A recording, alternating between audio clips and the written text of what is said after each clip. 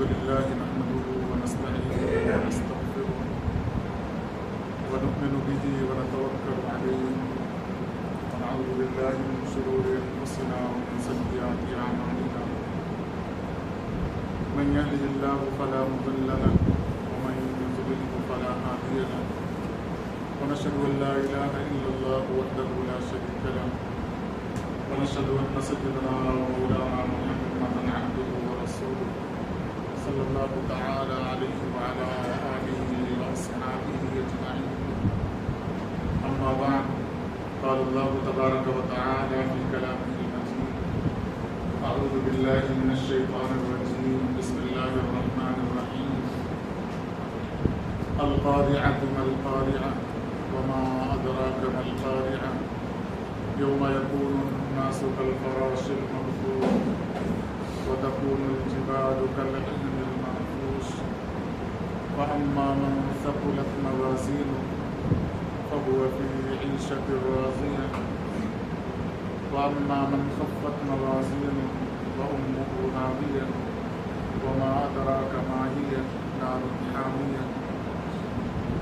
صدق الله العظيم وصدق رسوله النبي الكريم ونحن على ذلك لمن الشاهدين والشاكرين والحمد لله رب العالمين. رب اشرح لي صدري ويسر لي أمري واحلل عقدة من لساني يفقهوا قولي. آمين برحمتك يا أرحم الراحمين والحمد لله رب العالمين. حضرات سامعین، اللہ جل شانہ کا لاکھ لاکھ شکر اور احسان کہ اللہ جل شانہ نے ہمیں ایمان کی دولت سے نوازا اور جناب رسول کریم صلی اللہ علیہ وسلم کی امت کے اندر پیدا فرمایا، اور نبی کریم صلی اللہ علیہ وسلم کا لاکھ لاکھ شکر اور احسان کہ آپ صلی اللہ علیہ وسلم نے دین کی باتوں کو ہم تک پہنچایا۔ قرآن کریم کی ایک سورت سورہ قاریہ خطبے کے درمیان تلاوت کی گئی ہے۔ اسی سورت کے تحت گزشتہ 2 جمعے سے باتیں ہو رہی تھیں، جس کے اندر اللہ تبارک و تعالی نے قیامت کا جو منظر پیش کیا ہے قرآن کریم اور احادیث میں نبی کریم صلی اللہ علیہ وسلم کے ذریعے سے جن ناموں کا تذکرہ کیا ہے اس کا مختصراً نقشہ آپ کے سامنے پیش کیا گیا تھا۔ گزشتہ جمعہ یہ بات ہوئی تھی کہ اللہ تبارک و تعالی نے انسانوں کے تعلق سے قیامت میں جو کیفیت ہوگی اس کیفیت کو پتنگے کے ذریعے سے تشبیہ دیتے ہوئے یہ فرمایا کہ تم دیکھو گے کہ قیامت میں انسان پتنگوں کی طرح ایک دوسرے سے ٹکرا رہے ہوں گے، نکل کر زمین پر بکھر گئے ہوں گے، اور اللہ تبارک و تعالی نے زمین کی سب سے مضبوط چیز پہاڑ کا تذکرہ کیا کہ پہاڑ روئی کے گالوں کی طرح جو اون ہوتا ہے اس سے نکلنے والے جو ذرات ہیں ان ذرات کی طرح خلا میں بکھرے ہوئے نظر آئیں گے۔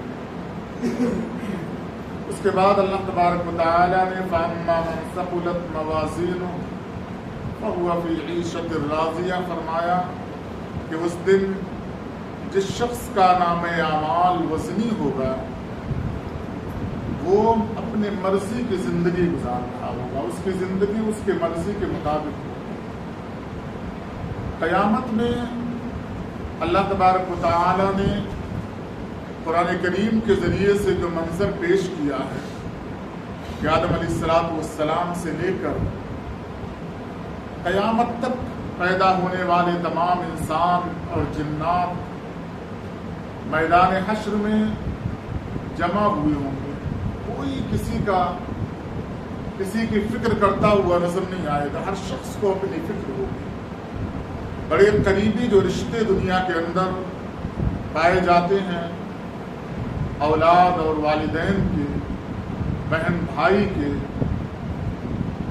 بیوی اور بچوں کے، اللہ تبارک و تعالیٰ نے ان تمام رشتوں کے تعلق سے قرآن کریم میں فرمایا میدان حشر میں کسی کا کسی کو کوئی خیال نہ ہو، ہر شخص کو اپنی پڑی ہوئی، اور اس کیفیت میں اللہ تبارک و تعالیٰ پھر اعمال کو وزن کریں گے۔ کیا منظر ہوگا کہ دنیا کے اندر اگر کسی کو اپنے اولاد کی فکر نہیں رہتی تو پوچھتے ہیں کیا قیامت ٹوٹ پڑی کہ تمہیں کسی کو یاد ہی نہیں آتی؟ یعنی انسان اسی چیز کا تذکرہ کرتا ہے جو کچھ اس دنیا سے رخصت ہو جانے کے بعد اس کے ساتھ پیش آنے والا ہے۔ ہم قرآن کریم پڑھتے ہیں، سنتے بھی ہیں، لیکن ایمان اتنا کمزور ہے، عقیدہ اتنا کمزور ہے کہ سب کچھ سمجھنے کے بعد بھی ہم وہاں تک جہاں اللہ تبارک و تعالی ہمیں لے جانا چاہتے ہیں یا تو انجانے میں یا جان بوجھ کر وہاں تک جانا نہیں چاہتے۔ یاد رکھیں ہم نہ ہی اپنی مرضی سے آئے ہیں، نہ دنیا کے اندر اپنے مرضی کے مطابق زندہ رہیں گے۔ مر جانے کے بعد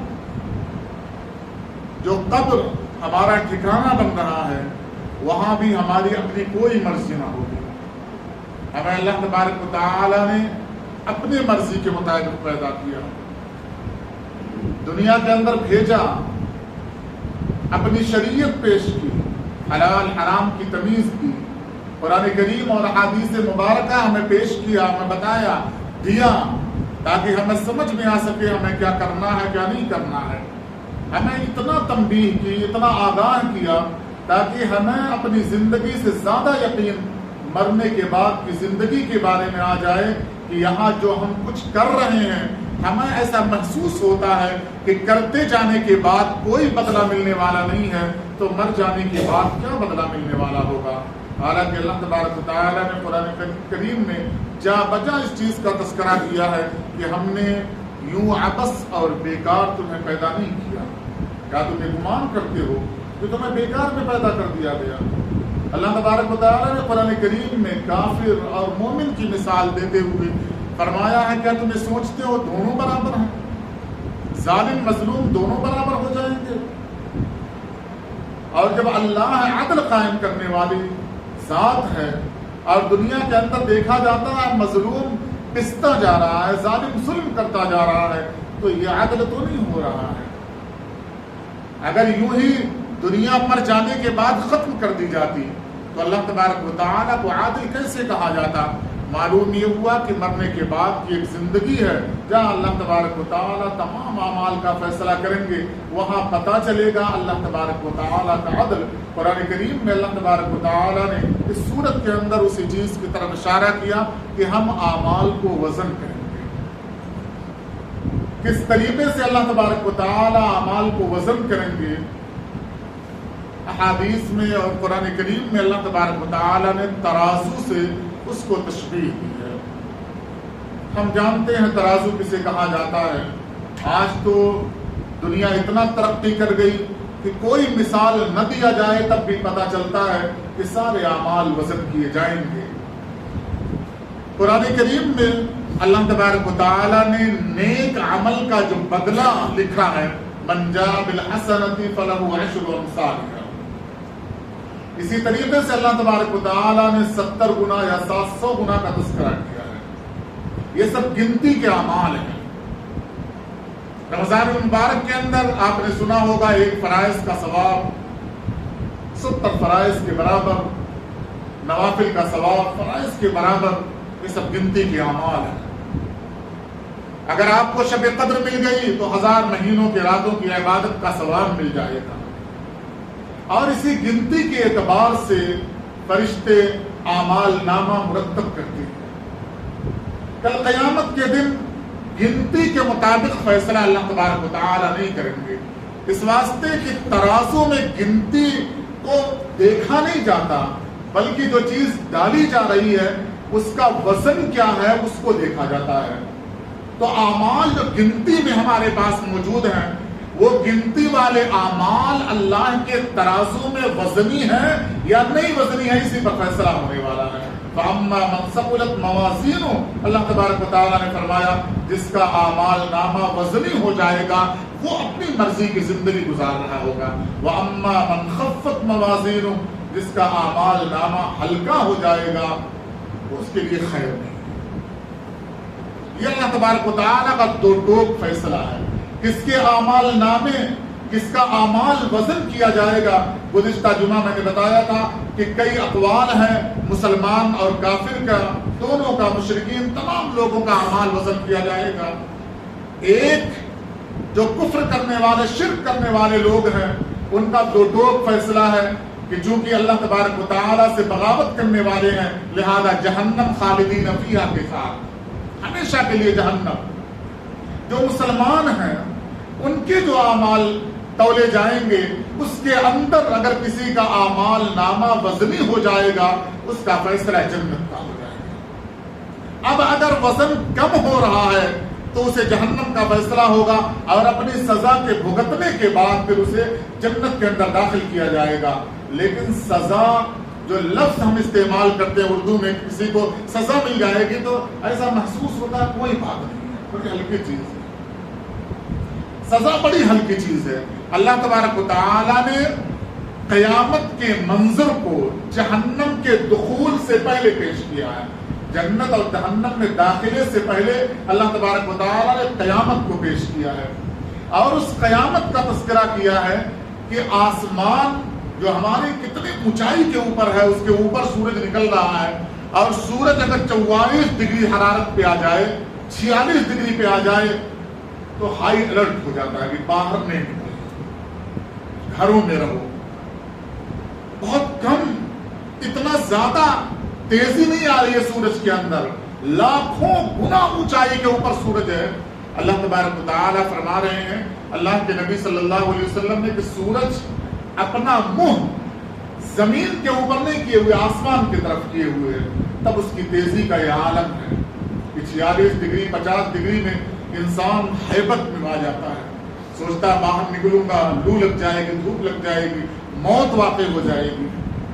اللہ تعالیٰ نے فرمایا جب قیامت قائم ہوگی تو سورج اپنا منہ انسانوں کی طرف کر کر 1.5 نیزہ 1.25 نیزہ یعنی اتنا اونچائی کے اوپر سورج ہوگا اور انسان اپنے اعمال نامے کے مطابق سورج کی تپش کو محسوس کرے گا۔ جتنا اس نے اچھائی کی ہوگی اس اعتبار سے اللہ تبارک و تعالیٰ عرش کے سائے میں اسے جگہ دے دیں گے، اور جتنا برائیاں اس کے ساتھ ہوں گی، جس کے نامہ اعمال میں جتنی گناہ کی مقدار ہوگی، اللہ تبارک و تعالیٰ سورج کی تیزی کو اس پر اور تیز کرتے ہوئے چلے جائیں گے اور حالت کیا ہوگی، اپنے پسینے میں وہ شخص ڈوبا ہوا ہوگا۔ آپ اندازہ لگائیں پانی کے اندر اتنا اور پانی کی جو کیفیت ہو اس کیفیت کے اندر آپ اترتے جائیں۔ اگر پانی میٹھا ہوگا تو آپ کو کوئی اکتاہٹ، کوئی اپناہٹ محسوس نہیں ہوگی، کوئی پریشانی پانی کے اندر محسوس نہیں ہوگی۔ لیکن اگر پانی کھارا ہو اور گندا ہو تو آپ اس پانی کو دیکھ کر خود کپکپا جائیں گے، کانپ جائیں گے، گھن محسوس ہونے لگے گی آپ کو کہ ایسا پانی، اور گٹر کا پانی ہو، ڈرینیج کا پانی ہو، آپ کتنا غلاظت محسوس کریں گے۔ پسینہ اپنے جسم سے نکلنے والا پانی کا وہ قطرہ جس کو انسان کبھی بھی اچھا محسوس نہیں کرتا، تھوڑا سا زیادہ پسینہ ہو گیا، جس کپڑے میں تھا وہ کپڑا نکال کر آدمی پھینک دیتا، سوچتا نہا لوں، حالانکہ جسم سے نکلا ہوا وہ پسینہ ہے۔ اللہ تبارک و تعالیٰ فرما رہے ہیں اس پسینے میں انسان ڈوبا ہوا ہوگا اپنے اعمال نامے کی بنیاد پر، جتنا اس نے برائیاں کی ہوں گی اتنا پسینہ اس کو ہوگا، کسی کو ٹخنوں تک، کسی کو گھٹنوں تک، کسی کو کمر تک، کسی کو گردن تک، کوئی منہ تک پسینے میں ہوگا، کوئی منہ کے اوپر تک، کوئی پسینے میں ڈبکی لگا رہا ہوگا۔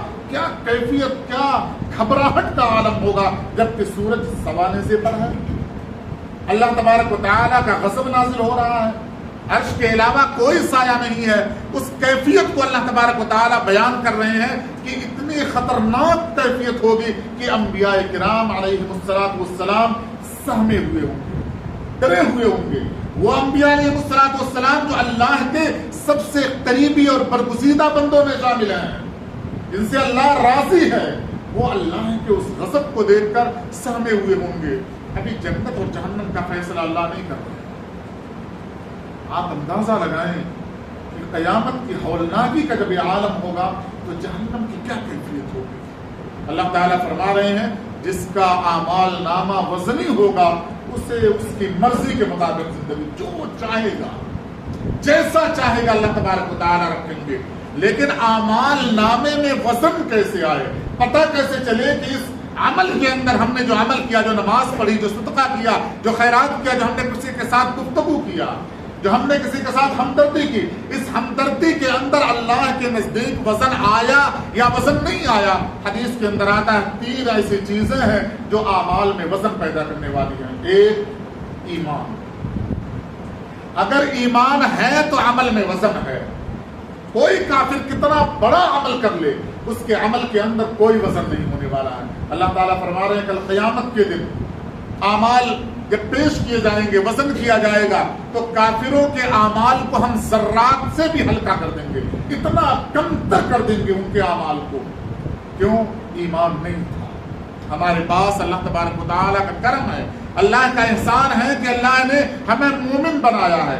ایک شرط ہمارے اندر پائی جا رہی ہے کہ جس کے ذریعے سے اعمال کے اندر وزن پیدا ہو سکے، تو ہم کوئی عمل کریں گے تو ہمارے اعمال کے اندر وزن پیدا ہوگا۔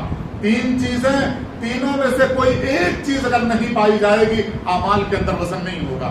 پہلی چیز ایمان، دوسری چیز ہے اللہ تبارک و تعالیٰ نے فرمایا اللہ اور اللہ کے رسول صلی اللہ علیہ وسلم کا طریقہ جسے لفظ صدق سے تعبیر کیا گیا ہے، یعنی اللہ کے بتائے ہوئے طریقے کے مطابق وہ عمل ہو اور نبی کریم صلی اللہ علیہ وسلم کے سنت کے مطابق ہو، ایمان والا بندہ ہو اور صدق کے ساتھ عمل کرے تو اس عمل کے اندر وزن پیدا ہوگا۔ تیسری شرط اللہ کے نبی صلی اللہ علیہ وسلم نے فرمائی اخلاص۔ اگر اخلاص بندے کے عمل کے اندر ہے تو اس کے عمل کے اندر وزن پیدا ہوگا، ورنہ عمل کے اندر وزن پیدا نہیں ہوگا۔ اخلاص کسے کہا جاتا ہے؟ صرف اللہ کے لیے کسی عمل کو کیا جائے۔ کون کیا کہہ رہا ہے، ہم اپنے دل سے پوچھیں کہ یہ کام میں نے کیوں کیا ہے۔ کام کرنے کے بعد لوگ کہتے ہیں اس واسطے کیا ہوگا تاکہ لوگ تعریف کریں، لوگوں کو دکھانے کے لیے کیا ہوگا۔ کسی کے کہنے کی وجہ سے اپنے اعمال کو نہ چھوڑیں، بلکہ اپنے آپ سے سوال کریں، اپنے ضمیر سے پوچھیں کہ یہ کام کیا میں نے دکھاوے کے لیے کیا تھا یا خالص اللہ کے لیے کیا تھا۔ اگر میرا ضمیر یہ کہہ رہا ہے میں نے اللہ کے لیے کیا تھا، ہم عمل کو کرتے جائیں۔ اللہ کے نزدیک وہ اعمال بڑے وزنی ہیں۔ حدیث کے اندر آتا ہے کہ ایک شخص سفر کر رہا تھا، اسے شدت کی پیاس لگی، اس نے سفر کے دوران ایک کنویں کو دیکھا جس کے نیچے تہ میں پانی ہے۔ پیاس اتنی شدت کی تھی کہ جان نکلنے پر تھی۔ کنویں کے اندر گیا، اس نے اپنی پیاس کو بجھایا، کنویں سے باہر آیا۔ حدیث کے اندر آتا ہے جب وہ شخص کنویں سے باہر آ گیا تو اس نے دیکھا کہ ایک پیاسا کنویں کے پاس کتا کھڑا ہوا ہے اور وہ گیلی مٹی کو چاٹ رہا ہے۔ اسے اپنی کیفیت یاد آ گئی کہ میں بھی پیاسا تھا، جان حلق میں اٹکی ہوئی تھی، نکلنے والی تھی۔ اس نے اپنی شدت پیاس کو محسوس کرنے کے بعد پھر کنویں کے اندر اتر کر جا کر اپنے چمڑے کے موزے سے پانی نکالا، منہ میں دبا کر لایا اور اس نے اس پیاسے کتے کو پانی پلایا۔ اللہ کے نزدیک وہ عمل اتنا مخلص تھا، اتنا اخلاص والا تھا، اتنا وزنی تھا، اللہ تبارک و تعالیٰ نے مغفرت کا فیصلہ کر دیا، جو کوئی دیکھنے والا نہیں تھا، کوئی دیکھنے والا نہیں تھا۔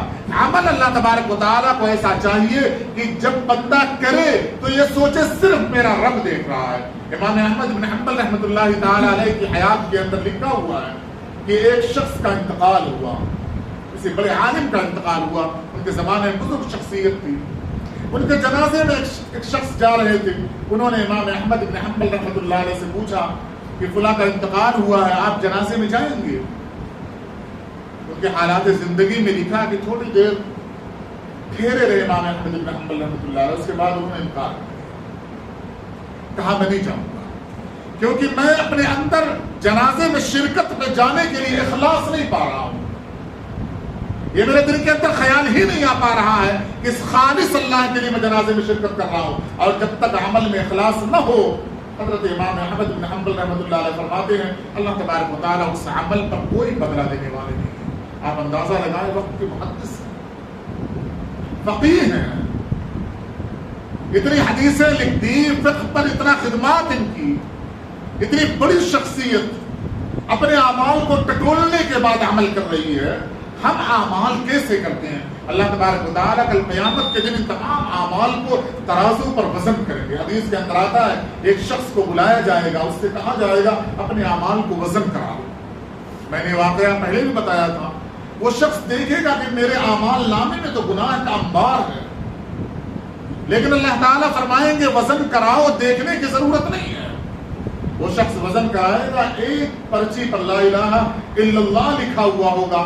اس پرچی کے اخلاص کی بنیاد پر حدیث کے اندر آتا ہے وہ نیکیوں کا پلہ وزن میں نیچے چلا جائے گا, اور گناہ کے ساری پرچیاں, سارے رجسٹر اوپر کی طرف چلے جائیں گے. اللہ تبارک و تعالیٰ یوں فیصلہ کریں گے اس شخص کے جنت.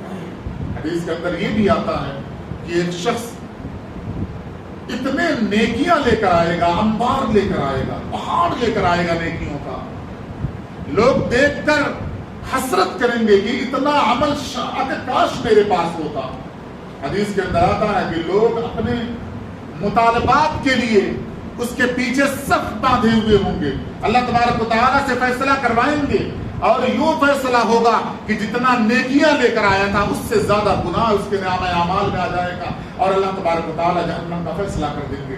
کیونکہ نیکیاں اخلاص کے ساتھ نہیں کی, لوگوں کے ساتھ برائی کا معاملہ کیا, لوگوں کے ساتھ ظلم کا معاملہ کیا. تو اپنے اعمال میں وزن پیدا کریں. وزن پیدا کرنے کا احادیث کے اندر جو طریقہ بتایا گیا ہے, ایمان ہو, وہ اعمال صدق نیت کے ساتھ ہو اور اخلاص کے ساتھ ہو. ایک آخری بات اپنی اولادوں کے تعلق سے, چھوٹے بچوں کے تعلق سے, نوجوانوں کے تعلق سے یہ ہے کہ فکر پیدا کریں. دنیا کے اندر جتنے انقلابات آئے ہیں وہ انقلابات جہالت کی بنیاد پر نہیں آئے, سونے کی بنیاد پر نہیں آئے. اللہ تعالیٰ نے ہمیں دنیا کے اندر سونے کے لیے نہیں بھیجا ہے کہ ہم سو جائیں. چھٹی اللہ تبارک و تعالیٰ نے مسلمانوں کو نہیں دی. مسلمانوں کو ایک ذمہ داری دے کر پیدا کیا ہے, بالغ کر دیا, مصروف کر دیا, ایک ڈیوٹی دے دی. وہ چھٹی کب ہوگی؟ جس دن آنکھ بند ہوگی, بس چھٹی ہی چھٹی, سونا ہی سونا, آرام ہی آرام. لیکن یاد رکھیں جو شخص اپنے مقصد کو بھول جاتا ہے آنے والی زندگی میں وہ کامیاب نہیں ہوتا. طالب علم اگر علم کے حصول کے زمانے میں محنت نہیں کرتا تو ایک وقت, ایک مدت گزر جانے کے بعد اسے ڈگری تو مل جاتی ہے, پھر در در کی خاک چھانتا پھرتا ہے. لیکن وہ طالب علم جو اپنے طالب علمی کی زمانے میں اس مدت کو محنت کے ساتھ گزار لیتا ہے, اس کے بعد کی زندگی اس کے قدموں میں ہوا کرتی ہے. اللہ تعالیٰ نے ہمیں پیدا نہیں کیا ہے, ہمیں بھیجا ہے, ایک ذمہ داری دی ہے. کہا تم ہی ہو جو دنیا کے اندر آنکھ کھول کر زندگی گزارنے والے ہو. سارے لوگ مردے کی مانند ہیں. اللہ تعالیٰ نے تمام قوموں کو کہا ہے مثل مردہ کہ تم زندہ ہو. اگر تم سو گئے تو یاد رکھنا مری ہوئی قومیں تم پر اتنی حکومت کریں گی, اس طریقے سے کچلیں گی کہ تمہارا نام و نشان باقی نہیں رہے گا. اللہ کے نبی صلی اللہ علیہ وسلم نے جو وقت پر, جس وقت مال کی ضرورت تھی, جس وقت پیسے کی ضرورت تھی, غزوہ بدر ہو چکا تھا, لوگ محبوس کر کے آئے تھے, قید کر کے آئے تھے کفار مکہ, بڑے بڑے سردار تھے. اگر مطالبات کر لیا جاتا کروڑوں کی جائیدادیں آپ صلی اللہ علیہ وسلم کو مل جاتی, لیکن آپ صلی اللہ علیہ وسلم نے فرمایا ہم 70 کے 70 لوگوں کو آزاد کر دیں گے, شرط یہ ہے کہ مسلمان کے بچوں کو تعلیم دے دو. کیونکہ آپ وہی مشن لے کر آئے تھے, آپ کو پتا تھا, آپ کو بتایا گیا تھا کہ اگر یہ نسل آج کروڑوں کی جائیداد لے کر پیٹ بھر کر کھا کر جی جائے گی، آنے والی نسلیں اندھی پیدا ہو جائیں گی۔ لیکن اس زمانے میں اگر بھوکی رہ گئی اور علم کا حصول کر لیا تو آنے والی کئی سو سالہ زندگی اتنی تابناک اور اتنی روشن زندگی ہوگی کہ لوگ افسوس کریں گے شاید ہم بھی مسلمان ہو جاتے۔ آج اگر ہمیں موقع ملا ہے تو اپنی اولادوں کو وہ علم سکھائیں جس علم کی بنیاد پر ہماری اولاد دنیا کو آئینہ دکھا سکے۔ آج ہمارے پاس آنکھیں ہیں لیکن دیکھنے کی صلاحیت نہیں ہے علم نہ ہونے کی بنیاد پر۔ اللہ تبارک و تعالیٰ سے دعا، اللہ عمل